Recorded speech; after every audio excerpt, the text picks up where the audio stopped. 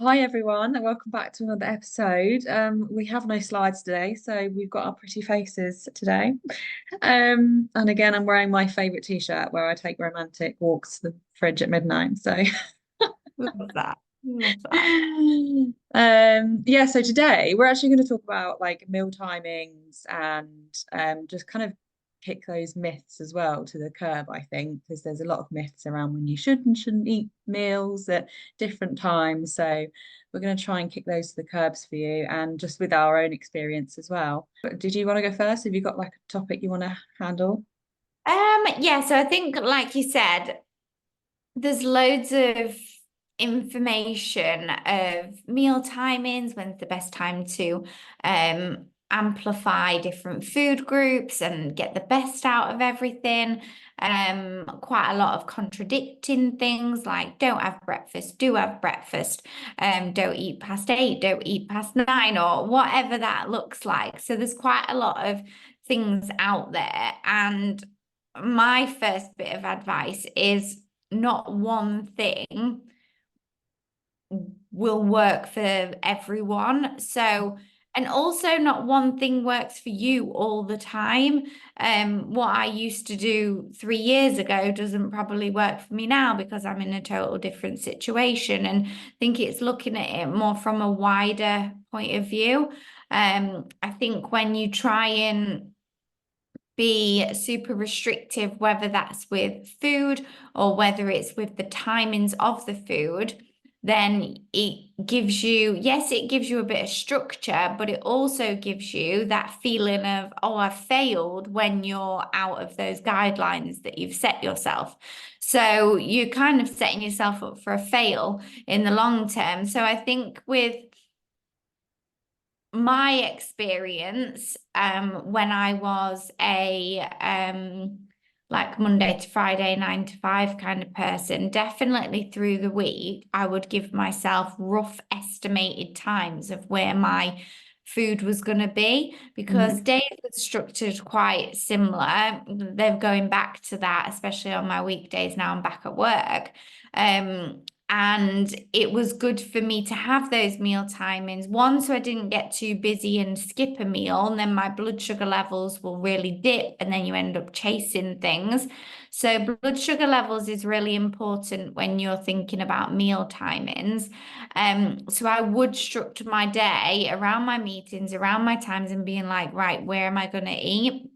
And try and drip that food throughout the day because when you have like more of an office-based job or something that's quite structured, you have that morale boost as well from food. You look forward to that meal that you've prepared, or you're, I don't know, you're ordering something into the office, whatever it looks like, it's got that morale boost from it.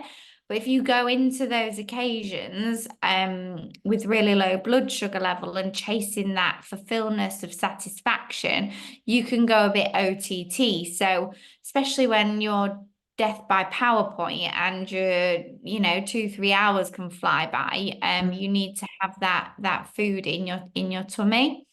Counteracting that, if you are a person that procrastinates and eats, meal timings is good because you'll be like, right, I won't have that because I've got another meal at 11:30. So you won't snack in between. So Mhm. there, meal times is a great way to, like, a tool to use it throughout the day.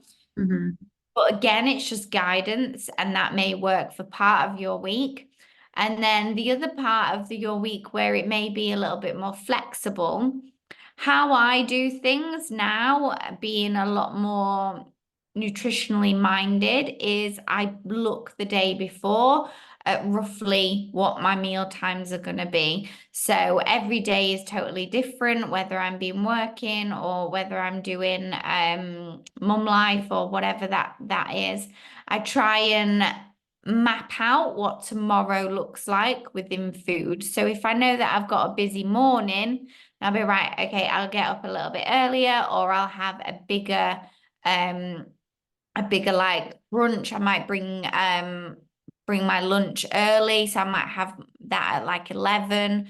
And then do like a little bit later, depending what my day looks like, to make Mm. sure that I'm not running on empty, because your mood gets really aggy, especially when you've got like empty tummy, you haven't served yourself, you're not satisfied, you're going around sorting everyone else out, and you become quite frustrated. And then when you do sit down to that meal, you eat it in a non-mindful way, and then you're still not satisfied, even though you've had that meal that you prepared and you was happy with that meal yesterday, but Mm, it's not quite hit the spot. So I need a cookie, a cake, and everything after, mm, because you let those blood sugar levels go so, so low. So try and catch yourself and be like, right, I've got meetings back to back all the way from 8 till 12. What can I get in? Right, I'm going to have a protein shake, or something that you can eat while you're doing said task. Thinking about that the night before as well, because some days you might want to have sourdough, scrambled eggs, and whatever, but then that not might not be the case the following day, because mm, or you've got back-to-back meetings. So preparing the night before, rather than waking up and looking at the cupboards and going, well, I'm hungry, cupboards are full, no idea what to eat, no idea what to yeah, eat. And it can be 10,000 decisions and choices your brain doesn't need on top of the workload that it's already got coming in. yeah. So definitely speak to your mentor, speak to your coach about managing and structuring days, and get information and feedback from your body. So at the end of the day, reflect when you're brushing your teeth, or you might want to journal it and just like, how was my food timings today? What worked? And you might be like, right, okay, I was absolutely ravenous by 2. I can't do that tomorrow. I need to front load a little bit more because I trained in the morning. You know, if you're training in the morning and you're only having a yogurt for breakfast and something else for lunch, a salad for lunch, you're going to be starving by the end of the day. So thinking about how your day is structured, and then take feedback from how your body and mind perform, and then do better the following day. So Mm. that's how I would set meal timings for yourself. I'm going on a ramble. Does that No, I make love it. I'm actually taking some top tips, like good? taking Good. notes mentally. Definitely one that I would throw out there to many, many people is, I do believe in not eating too close to bed, because Mm, it's a lot for your body to do. You've get, especially big meals, it interrupts your sleep. You're giving your body another job to do. So you're wanting to wind down, but you're also filling your body with, X amount of food. Your body's like, what do I do with that? And it's giving it a job right before it's going to bed. Um, if it is pre-bed oats because you've got a big run the following morning, I would definitely look to have them an hour at least before. mm, That they're a great tool, but just so that big digestion has been done before you target going to sleep. mhm, So yeah, I feel especially when I'm hovering around my cycle, that there's a big difference. If I eat late in the evening, I seem to get a much more wired, sparky brain when my head hits the pillow if I've eaten late at night. mm. Um, Whereas if I've had, just a normal adequate time, yeah, so there would be my tips for meal times. And I could go on and on and on. You know how passionate I am about getting set up for each individual, really. It's not about, you and me, we're so different as well. So, Kimberly, you fire away, you give all your bits.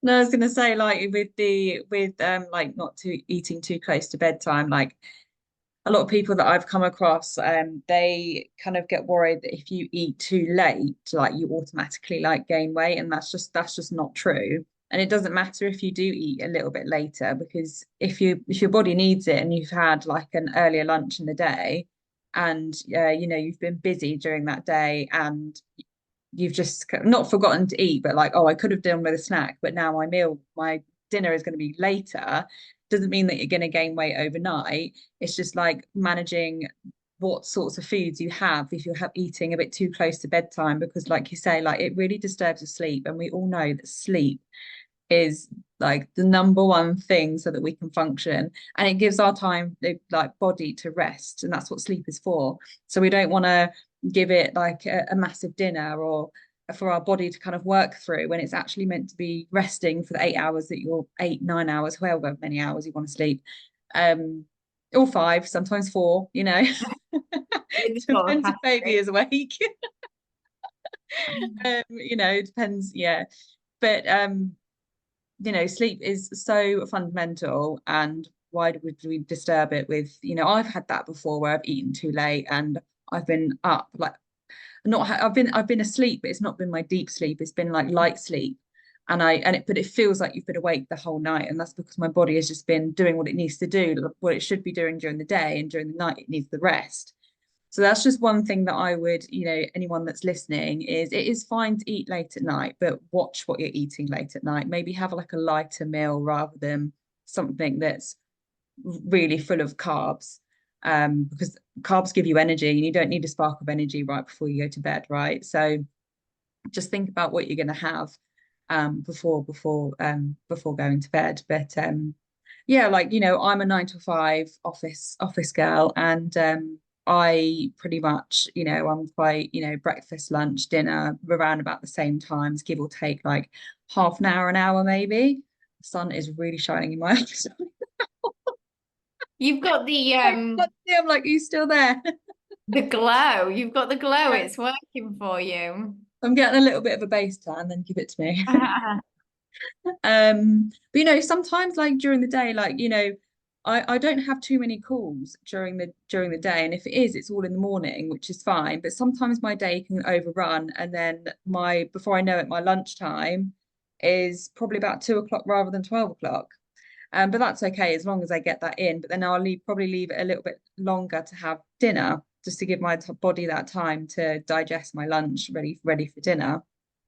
Um, or sometimes, you know, most of the time I always have like fruits in, you know, like strawberries, blueberries, bananas, quick things that you can grab. Like, you know, sometimes in my meetings, I'll turn the camera off and just have a little nibble of my strawberries and bananas, or have like some yogurt, because that's just really quick to put together and can satisfy that hunger hormone that starts coming in, ghrelin, um, starts like rumbling in, and I can always tweak it. I'm just like, okay, I've tweaked it when it's just there and I can feel it, and I'm like, right, yogurts and berries quickly, because I've got another meeting at whatever time, and that will satisfy it until I can get it at like a decent lunch. So yeah, I'm quite good at like listening to my body throughout the day. And then there's other times where I'm not so like that, you know, I'm not like that 24/7. Like, you know, today has been an exception when, you know, we've had a family thing going on, and I actually have barely eaten today, because when things happen in life, it's, you know, it's not the first thing that I've thought of is to eat. But when I have done, I've like, right, okay, what can I grab that's I'm going to make sure I've got all the nutritious stuff in my body. And like I say, I've always got like bananas and stuff in. So again, I've got granola out, got yogurt out, and I've got some berries. So I've quickly had some of that just to keep me going. Um, I'm always on top of water as well. Water is another thing. And I've learnt this over time, is not to drink water so close to bedtime, because then I'm up all through the night going for a wee. And it's horrible, because I'm like, oh, for God's sake, I just want to bloody sleep. And then every 5 minutes, you know, you go for a wee. But what I found is I stopped drinking water or any fluids like by 8 o'clock. And then I'm not waking myself up for that. That might be different for everyone else. But it's all about kind of trying and like seeing what your body agrees with. You know, mine, like I said, 8 o'clock, I'll stop drinking fluids, and I'm fine throughout the night until I wake up and go for a wee. Um, but yeah, that's another thing I think is definitely top tip. Just figure out when to stop drinking your fluids around a certain time, but get your fluids in during the day as soon as you wake up. I Yeah. guess the other one is I'm not a big breakfast person. However, and you know, that's why I've been like living off overnight oats for the last 4 years, and I'm fine with that and I love it. But it's like um I usually have breakfast before I go to the gym. Because especially overnight oats, it's got the good amount of carbs and it's got a good amount of protein in there with the protein powder I add in. And it sets me up for my workout. Whereas there have been times where I've not felt hungry for breakfast. So I'm like, okay, I'm just going to go to the gym on an empty stomach, had like a glass of water as soon as I woke up. And I've noticed my workout session was actually my performance was really poor and I wasn't actually as strong. So I noticed that first, like straight away, and I was like, okay, always have breakfast. No matter if you're not hungry, just have your breakfast because you're going to feel with your workout. And then once I get home, sometimes I am hungry for something else. It will just be like a banana with bagel or something like that. Something again, getting those carbs in to give yourself that energy back up because you would have used it throughout your workout.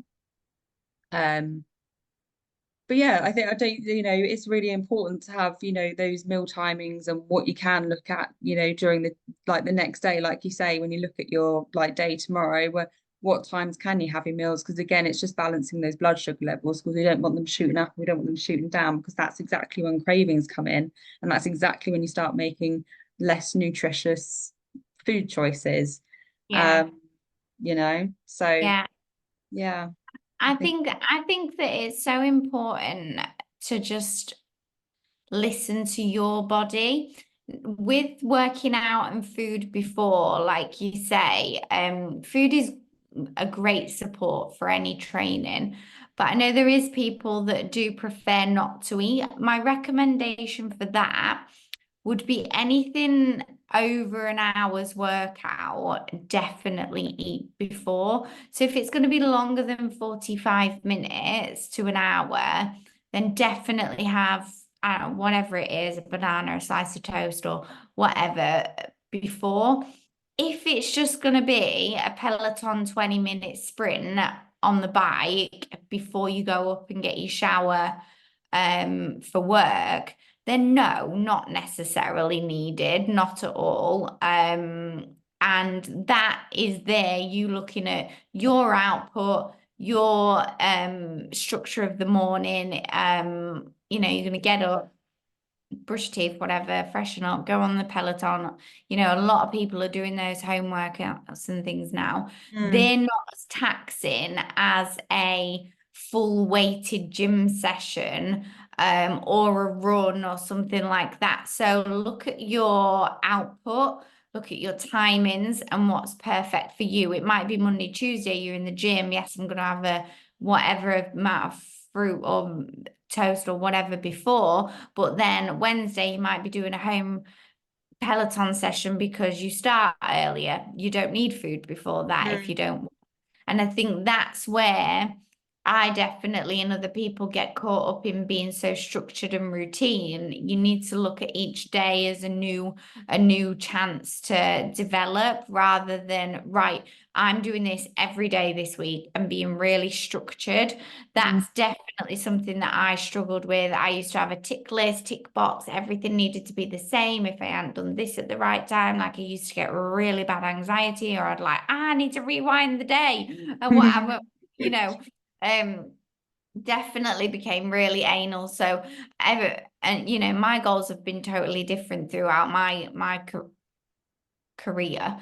But for just looking at it as what it is, and yeah.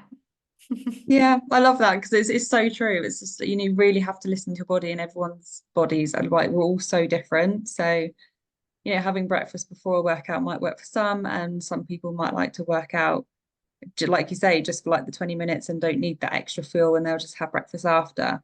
So Yeah, yeah, it's really definitely. like listening to your own body, trialing things out. It's all like trial and error, this whole thing, isn't it? It's trialing it all out, see what your body agrees with, like what you agree with, Yeah, and yeah, just like just listen definitely. to it. Sorry, I didn't mean to cut in No, no, there. go on. A couple of ladies that have just had children, and I'm like, eat through the night. Like you need to, especially when you're breastfeeding. And no, not everyone listen to this, but if you are in the future going to be breastfeeding, absolutely eat through the night. Like, not snacking on like high calorific density things through the night because you're never going to get back to sleep. But absolutely, when you're breastfeeding in those very early stages, you have no idea what time it is. Your body clock is just whacked. So yes, eat through the night. You need that food rather than, you know, waking up the next day starving with no energy because you haven't eaten through the night. You need to keep on top of that, but it's making choices. It might even be for people that work nights or that work different shifts. It doesn't matter when you eat, but the choices of the food that you eat, we really want to keep those blood sugar levels balanced, low, and find out what works for you, basically. Even things like milk. If you're having a glass of milk before bed, that can be quite a bit of a opener and trigger. It might be better to have something else. Like a lot of people have holics before Horlicks.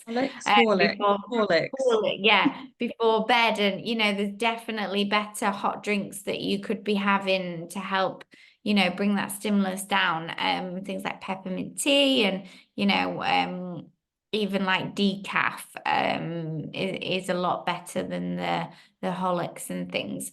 But yeah, just wanted to add that little bit. But I know we're running out of time. But yeah, we will have another one, not next week, maybe the week after. But Yeah. hope you've all taken something away from this. We'll catch you later. Thanks for listening.